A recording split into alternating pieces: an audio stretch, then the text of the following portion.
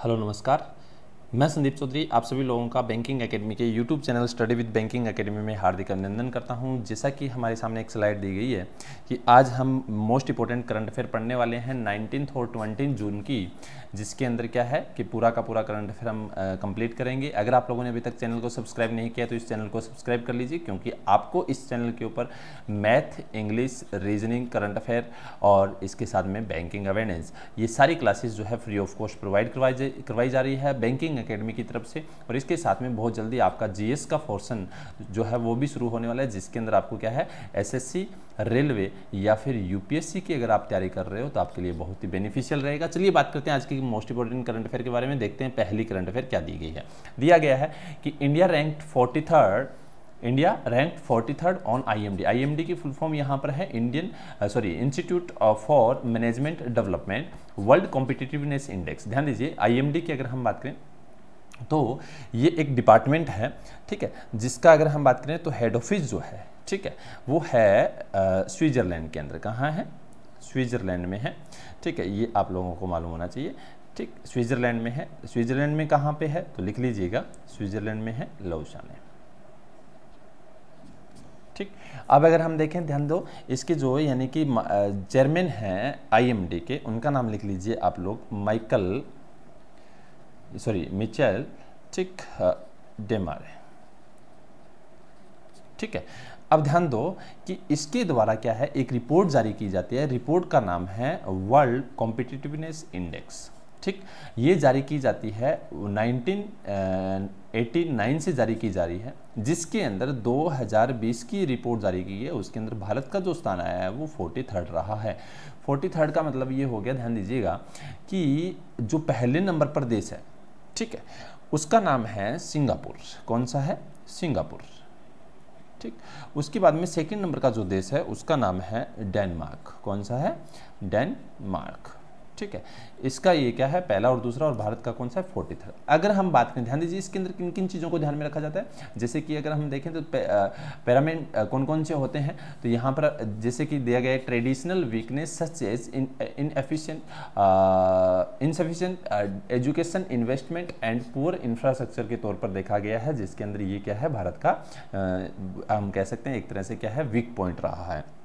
ठीक है, अब अगर हम बात करें कि इसके अंदर क्या है कि ओवरऑल में भारत का कौन सा भारत का ओवरऑल में स्थान कौन सा है, तो 43rd है। लेकिन कुछ चीज़ें हैं, जैसे इकोनॉमी के अंदर अगर हम बात करें तो भारत का जो स्थान है वो रहा है 37वें नंबर पे।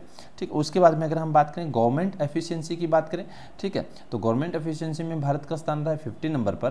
और उसके बाद में बिजनेस एफिशिएंसी में बात करें तो भारत का स्थान जो रहा है वो रहा है 32 नंबर पे। और इसके साथ में इंफ्रास्ट्रक्चर में बात करें तो इंफ्रास्ट्रक्चर में भारत का स्थान है 49 नंबर। तो ये आप लोगों ने ध्यान में रखना है, बहुत ज़्यादा इंपॉर्टेंट है, क्योंकि हम लोगों से पूछा जा सकता है। अब ध्यान दीजिएगा कि एक ग्रुप बना हुआ है ब्रिक्स। कौन सा? ब्रिक्स, क्योंकि पिछले साल इसका एक क्वेश्चन आया था। ठीक है, ब्रिक्स के अंदर जो बी का मतलब है ब्राज़ील। कौन सा है? ब्राज़ील। ठीक है, तो ब्राज़ील का इस लिस्ट के अंदर कौन सा स्थान है, ये हम लोगों से पूछा जा सकता है। तो ब्राज़ील का स्थान है 56 नंबर पे है। उसके आर का मतलब है रसिया। कौन सा है? रसिया। तो रसिया का कौन सा स्थान है, तो रसिया का स्थान भी आप लोगों से पूछा जा सकता है। तो ध्यान दीजिएगा, रसिया का स्थान है 50 नंबर पे है। उसके बाद में आता है इंडिया। इंडिया का जैसे मैंने आपको बताया कौन सा स्थान है, तो 43rd नंबर पर। उसके बाद में आता है चाइना। चाइना का कौन सा स्थान है? 20 नंबर है। उसके बाद में आता है साउथ अफ्रीका, इसका स्थान है 59 नंबर। तो ध्यान दीजिएगा, आप लोगों से पूछा जा सकता है कि ब्रिक्स की कंट्री में वर्ल्ड कॉम्पिटिटिवनेस इंडेक्स के अनुसार पहले नंबर पर कौन है ब्रिक्स में, तो पहले नंबर पर है कौन? जैसा अपने पास दिया गया है चाइना, दूसरे नंबर पर इंडिया, तीसरे नंबर पर रसिया, फिर ब्राज़ील और फिर है साउथ अफ्रीका। ये आप लोगों को मालूम होना चाहिए। ठीक है, तो ये चीज़ें इंपॉर्टेंट है, हम लोगों से पूछी भी जा सकती है, ध्यान में रखना है। चलिए नेक्स्ट देखते हैं अपने पास क्या दिया गया है। तो दिया गया है India 9th largest of FD in 2019। यानी कि अगर हम बात करें कि 9th नंबर का लार्जेस्ट रिसीव करने वाला रहा है एफडी 2019 के अंदर, एक रिपोर्ट के अनुसार बताया गया। ध्यान दीजिए, एक department UN conference on trade and development यानी कि UNCTAD, ठीक है, इसके द्वारा बताया गया है कि भारत जो है, ठीक है, जिसके अंदर अगर हम बात करें, पहले तो UNCTAD की अगर हम देखें तो इसका जो यानी कि हेडक्वार्टर है वो कहाँ है, तो लिख लीजिएगा जिनेवा। कहाँ है? जिनेवा में हेडक्वार्टर है, जिनेवा यानी कि स्विट्जरलैंड, ठीक है। और अगर हम इसके जनरल सेक्रेटरी की बात करें तो उनका नाम लिख लीजिए डॉक्टर मुखीसा, डॉक्टर मुखीसा, डॉक्टर मुखीसा किटुई, डॉक्टर मुखीसा किटुई, ठीक। ये इसके कौन है? जनरल सेक्रेटरी है, ठीक। इसके द्वारा रिपोर्ट जारी की गई। रिपोर्ट में बताया गया कि भारत जो है वो 9वें नंबर पे रहा है क्या? एफडीआई को यानी कि इंडिया के अंदर लाने वाला, इंडिया या रिसीव करने वाला। तो एफडीआई का मतलब है फॉरेन डायरेक्ट इन्वेस्टमेंट, यानी कि जब कोई देश, मान लीजिए कि चाइना है, चाइना जो है या चाइना की कंपनी है वो इंडिया के अंदर आके अगर अपनी कोई ब्रांच ओपन करती है या कंपनी खोलती है तो वो पैसे लेके आई, तो उसी को भी क्या कहते हैं? एफडीआई कहते हैं, फॉरेन डायरेक्ट इन्वेस्टमेंट। यानी कि यहाँ पर आकर अगर कोई इन्वेस्टमेंट करता है तो उसे एफडीआई कहते हैं, ठीक। तो एफडीआई रिसीव करने वाला 2019 के अंदर रहा है, क्योंकि टोटल अगर हम बात करें तो कितना इन्वेस्टमेंट यानी कि इसने रिसीव किया, तो $51 बिलियन का जो है फॉरेन इन्वेस्टमेंट रिसीव किया है।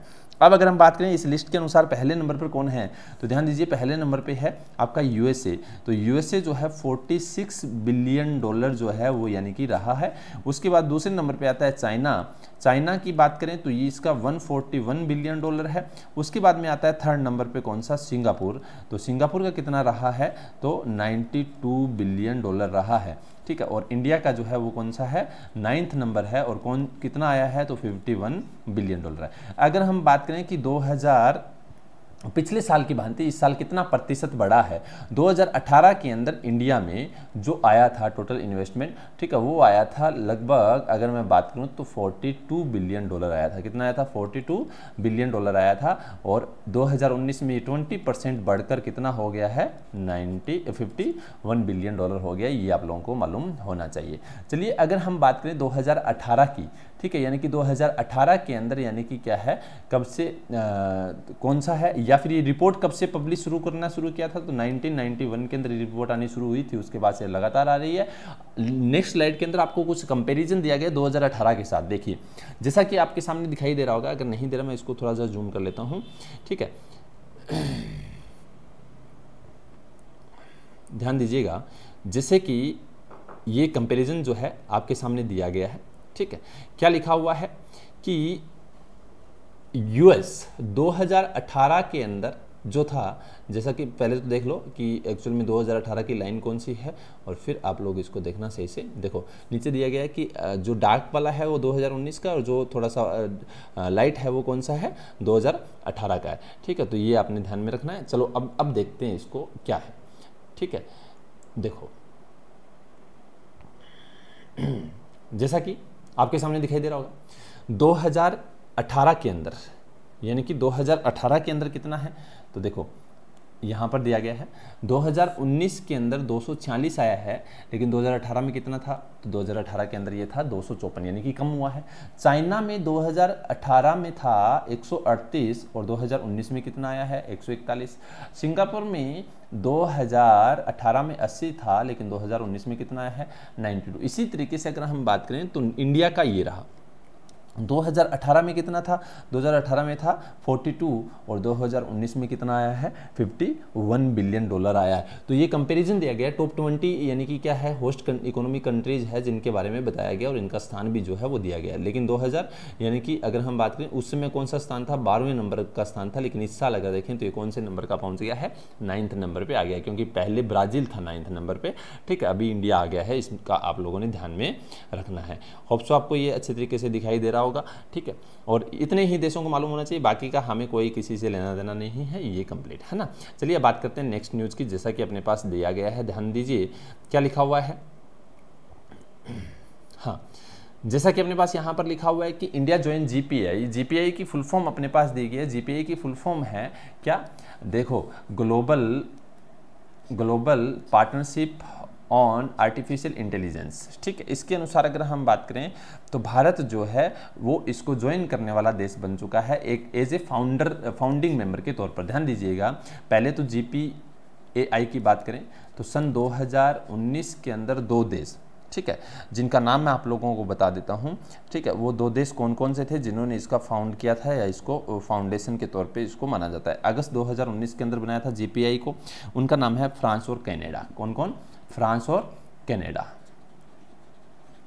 ठीक, इन दोनों ने क्या किया था, इसको यानी कि शुरू किया था, उसके बाद से ये कंटिन्यू चल रहा है। और सबसे बड़ी चीज़ का ध्यान दीजिएगा कि यहाँ पर जैसा दिया गया है, इसके अंदर अगर हम बात करें कौन कौन से देश और आते हैं, ठीक है, जीपीआई यानी कि ये एक तरह से हम कह सकते हैं कि आर्टिफिशियल इंटेलिजेंस को बढ़ावा देने के लिए ये ग्रुप बनाया गया है कि हर एक देश के अंदर सबमिट हो और आर्टिफिशियल इंटेलिजेंस के रूप में किस तरीके से काम किया जाए ताकि क्या है इसको बढ़ावा मिले। क्योंकि जैसा कि मालूम है कि भारत भी क्या है, एक ऐसा देश है जिसमें आर्टिफिशियल इंटेलिजेंस को बहुत ज़्यादा बढ़ावा देते हैं या फिर हम इसके अंदर बहुत ज़्यादा टेक्नोलॉजी का यूज़ करते हैं। ठीक है, तो इससे भारत को क्या फ़ायदा होगा कि दूसरे देशों की जो है वो इंडिया के अंदर मिलेगी या फिर इंडिया को उसके बारे में पता चलेगा कि वो कौन कौन से आर्टिफिशियल इंटेलिजेंस का यूज़ करते हैं और इंडिया के जो यानी कि जितने भी आइडियाज़ होंगे वो सारे देशों को मिलेंगे। जैसे कि अगर हम बात करें ऑस्ट्रेलिया, यूएस, यूके इकोनॉमिक और उसके साथ में अगर हम बात करें जैसा कि नीचे दिया गया है कौन सा है, European union, Canada, France, Germany, Italy, Japan, Mexico, New Zealand, Korea और सिंगापुर, ये देश जो है वो इसके साथ में चल रहे हैं। अब ध्यान दीजिए कि ये जो रिपोर्ट है वो किसके द्वारा यानी कि जारी की जाती है या फिर किसके द्वारा इसको फाउंड किया गया, तो एक डिपार्टमेंट है OECD। ठीक है, OECD फुल फॉर्म की बात करूँ OECD की तो फुल फॉर्म आप लोग लिख लीजिएगा। ठीक है, OECD की फुल फॉर्म जो है वो दी गई है, जैसा कि लिखो पहले तो OECD जो है, ठीक है, इसका एक तरह से हेडक्वार्टर लिख लीजिए आप लोग कहाँ है, तो इसका हेडक्वार्टर है पेरिस।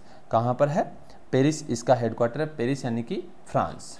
ठीक है, इसके साथ में अगर हम बात करें इसके जनरल सेक्रेटरी का क्या नाम है, तो जनरल सेक्रेटरी का नाम आप लोग लिख लीजिएगा।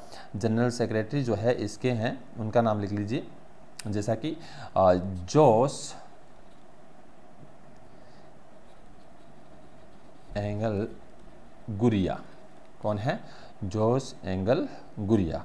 ठीक है, ये इसके कौन है, ये इसके जनरल सेक्रेटरी है, किसके, OECD के। ठीक है, अब ध्यान दीजिएगा दो तीन चीज़ें मैं आपको इसके अंदर बता देता हूँ। सबसे बड़ी चीज़ OECD की फुल फॉर्म लिख लीजिए। अच्छा हाँ मैंने बताया नहीं, सॉरी, लिख लीजिए। ऑर्गेनाइजेशन ठीक फॉर इकोनॉमिक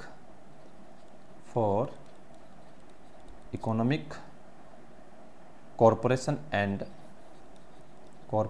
एंड डेवलपमेंट।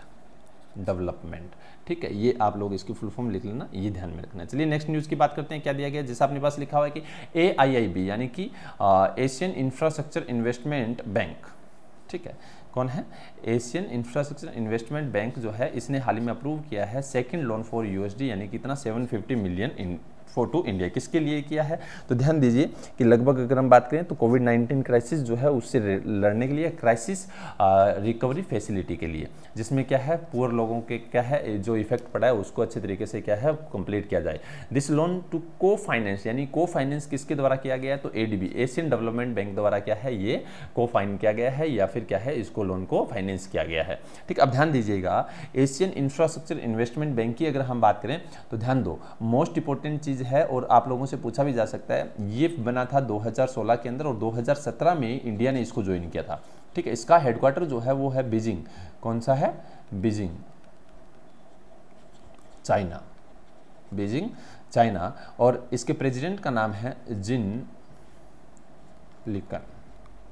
कौन है, जिन लिकन, ये आप लोगों ने ध्यान में रखना है। अब ध्यान दीजिएगा कि इंडिया को इसने जो अभी तक लोन दिया है यानी कि कोविड-19 के लिए तो $1.25 बिलियन का दिया जा चुका है। कितना दिया जा चुका है, 1.25 बिलियन। और 2016 के बाद से इंडिया को टोटल कितना दिया जा चुका है, तो $3.06 बिलियन जो है वो दिया जा चुका है। इस चीज़ का आप लोगों ने ध्यान में रखना है। किसने, तो ये AIIB द्वारा। AIIB ने इंडिया को ही लोन नहीं दिया, इसके साथ में कोविड-19 के लिए बहुत सारे देशों को लोन दिया है, जैसे कि अगर हम बात करें चाइना। ठीक है, चाइना के लिए इसने $355 मिलियन दिया है। उसके बाद में पाकिस्तान को $500 मिलियन दिया है। उसके साथ में बांग्लादेश को इसने $250 मिलियन दिया है। इसके साथ में अगर हम बात करें तो इंडोनेशिया यानी कि इंडोनेशिया और फिलीपींस की बात करें तो इन दोनों देशों को $750 मिलियन जो है वो यानी कि लोन प्रोवाइड करवाया है। ये आप लोगों ने ध्यान में रखना है, मोस्ट इंपॉर्टेंट है। चलिए बात करते हैं नेक्स्ट न्यूज़ की। अपने पास क्या दिया गया, जैसा अपने पास लिखा हुआ है यहाँ पर क्या दिया गया है कि Indian railway install automated ticket checking and managing access machine, यानी कि एक एटीएम में, ये देखो दिया गया एटीएम में एक मशीन जो है वो लॉन्च की है किसने, इंडियन रेलवे में, और जो कहाँ पर नागपुर के अंदर इसको लॉन्च किया गया, जिसके अंदर क्या रहेगा, ध्यान दीजिए कि एक तरह से सैनिटाइज, ठीक है, दूसरा स्क्रीनिंग यानी कि टेम्परेचर जो है वो भी मापा जाएगा, ठीक है, तीसरी चीज़ की उनकी वस्तु जो है उनको भी यानी कि क्या है पूरी तरीके से देखा जाएगा। जैसे एक एटीएम में लगाया, एटीएम की फुल फॉर्म है automated ticket checking and managing access, यानी कि इससे क्या होगा, टिकट भी चेक हो, जैसे कि जो पीएनआर नंबर के थ्रू क्या है टिकट भी चेक करेगा, ये सारी चीज़ें, जिससे क्या होगा कि एक तरह से हम कह सकते हैं कि इस इंडियन रेलवे को काफ़ी फायदा होगा और बहुत सारा जो बचत है वो भी यानी कि इंडियन रेलवे को इससे होगी। अगर हम बात करें तो ये एक तरह से हम इंट्रोड्यूस करवाया गया है किसके द्वारा, तो जैसा अपने पास लिखा है न्यू, देखो यहाँ पर new innovative non fair revenue ideas scheme के तहत इसको क्या है लाया गया है। जैसा कि हमें मालूम है कि रेलवे के जो चेयरमैन उनके नाम है वीके यादव, कौन है, वीके यादव, और इनके जो अगर हम बात करें कि मिनिस्टर का नाम है पीयूष गोयल, कौन है, पीयूष गोयल, ये भी आप लोगों ने ध्यान में रखना है। चलिए नेक्स्ट न्यूज़ की बात करें तो क्या है, जैसा अपने पास दिया गया है कि कर्नाटका ऑब्जर्व मास्क डे, यानी कि कर्नाटका एक ऐसा स्टेट बना है जिसने क्या है कि मास्क डे के रूप में मनाना शुरू किया, किसको, 18 जून को। ध्यान दीजिएगा इस दिन अगर कोई जैसे कि मास्क नहीं पहनता है वैसे तो क्या है कि 200 रुपये क्या है फाइन रखा गया है, और वैसे अब आगे से क्या है कि मास्क डे के रूप में, ठीक है, एक डे बनाया जाएगा, डे का कौन सा डे, तो 18 जून। आपसे पूछा जा सकता है कि मास्क डे सबसे पहले कौन से स्टेट ने बनाना प्रारंभ किया है, तो अब हमारा आंसर क्या होगा, कर्नाटका। पूछा जा सकता है कब बनाना प्रारंभ किया, तो 18 जून को प्रारंभ किया है मास्क डे के रूप में, ठीक है। इसमें अगर हम बात करें तो यहाँ के यानी कि जो गवर्नर है, या पहले इसकी कैपिटल की बात करें तो कैपिटल जो है वो सबको मालूम है क्या है, बेंगलोर, क्या है, बेंगलोर, ठीक है। इसके साथ में यहाँ के गवर्नर का नाम क्या है, मोस्ट इंपोर्टेंट है, वजूभाई वाला, क्या नाम है, वजूभाई वाला, ठीक। इसके साथ में अगर हम बात करें चीफ मिनिस्टर यानी सीएम कौन है, तो बीएस येदियुरप्पा, ठीक है, ये आप लोगों ने ध्यान में रखना है। चलिए नेक्स्ट न्यूज़ की बात करें, अपने पास जैसा कि यहाँ पर लिखा हुआ है कि formal job in India increase by 28.6 to 78.58 lakh in 2019-20 EPFO. पहले तो बात करते हैं ईपीएफओ की। ईपीएफओ यानी कि एम्प्लॉयमेंट प्रोविडेंट फंड ऑर्गेनाइजेशन, जैसा अपने पास यहाँ पर फुल फॉर्म ये लिखी गई है, ठीक है, जिसका अगर हम बात करें तो जो चेयरमैन है या फिर इसका हेडक्वार्टर है, पहले वो लिख लीजिए, न्यू दिल्ली। हेडक्वार्टर कहाँ है, न्यू दिल्ली इसका हेडक्वार्टर है। इसके जो चेयरमैन है या फिर कमिश्नर है उनका नाम है सुनील, जो हाल ही में चेंज हुए हैं, सुनील बार्थवाल, ठीक, पूछा जा सकता है, याद रखना। अब अगर हम बात करें कि क्या बताया गया है कि 2018-19 के अंदर इंडिया के अंदर जो जॉब मिली थी लोगों को, वो टोटल लोग थे कितने, 61.12 लाख थे। लेकिन अभी अगर देखें तो 2019-20 के अंदर ये डाटा बढ़कर कितना हो गया है, तो ये हो गया है 78.5 लाख हो चुका है। ये आप लोगों से पूछा जा सकता है। यानी कि टोटल अगर देखें तो कितने प्रतिशत की यानी कि वृद्धि हुई है, ये ईपीएफओ ने रिपोर्ट जारी की है, तो टोटल 28.6% लोगों की वृद्धि हुई है। ये आप लोगों को मालूम होना चाहिए, बहुत ज़्यादा इंपॉर्टेंट है। चलिए आज का करंट अफेयर इतना ही था, होप सो आपको ये अच्छा लगा होगा। जितनी भी न्यूज़ है मैंने अच्छी तरीके से आप लोगों को बताई है। आप लोगों ने एक चीज़ मैं बता देता हूँ कि जैसे ये ईपीएफओ आया तो ये बैंकिंग का वैसे क्या है कि टॉपिक है, तो मैं बैंकिंग के अंदर इसको अलग से करवाऊंगा। लेकिन अगर अभी तक मैंने लगभग 7 लेक्चर बैंकिंग के डाल दिए हैं, हिस्ट्री ऑफ बैंकिंग। कल मैंने डाला था एक जो था विदेशी बैंकों के बारे में, यानी कि जो फॉरेन बैंक हैं इंडिया के अंदर, उनके बारे में डाला था। अगर किसी पर्सन ने नहीं देखा है तो ऊपर जो आई बटन दिया गया है इस पर क्लिक करोगे तो आप क्या है डायरेक्ट इस पर पहुंच जाओगे, या फिर बैंकिंग के लेक्चर जितने भी उनके अंदर चले जाओगे, वहां से आप सारे बैंकिंग के लेक्चर जो है वो देख सकते हो और अच्छे तरीके से सारी चीज़ें जो है वो समझाई गई है। Thank you so much. आपको ये पसंद आया होगा, अपने दोस्तों के साथ शेयर करें, लाइक करें और सब्सक्राइब करें।